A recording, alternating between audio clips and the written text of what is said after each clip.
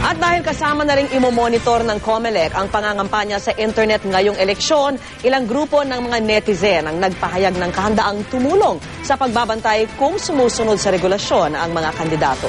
Narito po ang report. Mismong COMELEC na nagsabi kakailanganin nila ng tulong sa pagmamonitor sa mga patalastas ng mga politiko lalo na sa internet. Iti para ma-double check na rin daw ang ipapasa mga record ng mga website owner or administrator alinsunod sa COMELEC resolution. We are still discussing regarding itong mga bagay na ito, including sa mga text, sa mga cellphone. So ngayon still wala pa kaming nilalabas na talagang clear guidelines para sa mga campaign paggamit ng internet. Ang mga estudyanteng ito na kasapi ng Tatak Botante, handa raw tumugon sa apela ng komisyon.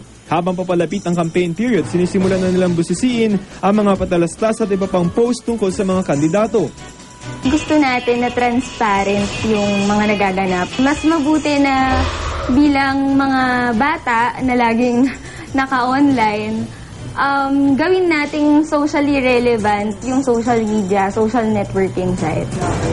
Isa raw kasi sa mga target ngayon ng mga kandidato ang mga netizen na karamihan ay kabataang botante ngayong Mayo. Mayorya ng mga gumagamit ng internet talaga ay kabataan, yung mga mababa sa 35 taong gulang. Kaya malinaw na yung mga 18 to 35 years old ay yung potential market mo talaga para sa internet.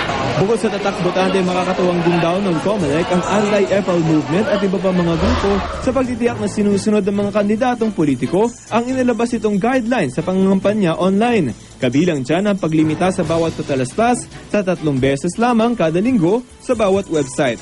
Gayon din ang pagsunod sa itinakdang sukat ng mga online ad tulad ng mga pop-up, banner at mga skyscraper ad. Pero hindi lamang daw bilang at sukat ng patalastas ang dapat bantayan, kundi pati na ang nagbayad sa ad na dapat ay nakasaad sa patalastas. Pati mismong laman ng mga campaign ad dapat suriin. Dapat may fact-checking at maganda rin na makilahok din dun sa mga kahit yung sa threads, yung mga debates din dyan. Siguro basahin din natin yung mga points ng iba.